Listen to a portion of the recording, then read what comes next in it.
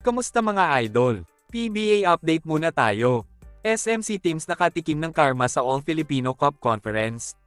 Wala na ngang mangyayari pa na sagip kapamilya sa pagtatapos ng elimination round. Matapos makalasap ng talo ang Magnolia Hotshots at Barangay Ginebra sa kanilang huling laro, sila tuloy ang maghaharap ngayon sa quarterfinals ng PBA All-Filipino Cup. Ibig sabihin, isa sa kanila ang hindi na makakaabante pa sa semifinals mga idol. Pero dahil nasa number 2 spot ang Ginebra sa pagtatapos ng elimination, sila na ang may hawak ng twice the beat advantage laban sa rival sister team na Magnolia.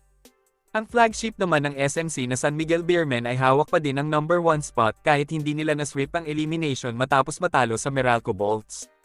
Bagamat naiintindihan naman natin na madaming players ng Magnolia ang nalagay sa injured list, palaisipan pa din sa mga Magnolia fans kung bakit sila nalagay sa do or die situation matapos makapasok sa PBA Finals nung nakaraang komperensya. May plano na kayang mag-rebuild ang Magnolia next season? Mangyari na kaya ang napipintong plano na paglipat ni Arvin Tolentino sa Magnolia mga idol? Ito ang isa sa mga posibleng senaryo sa koponan kapag hindi sila pinalad na manalo sa powerhouse team na Barangay Ginebra. Medyo obvious din naman kasi na mas priority ni Al Francis Chua ang Gin Kings.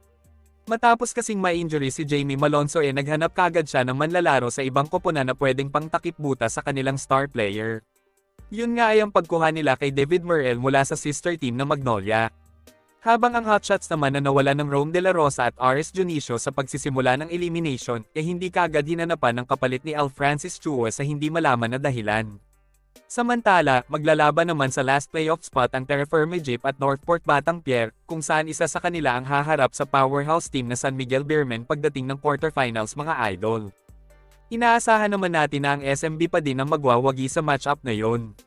Samantala, muli na naman nabuhayan ang mga MVP teams na makasungkit muli ng kampyonato sa PBA.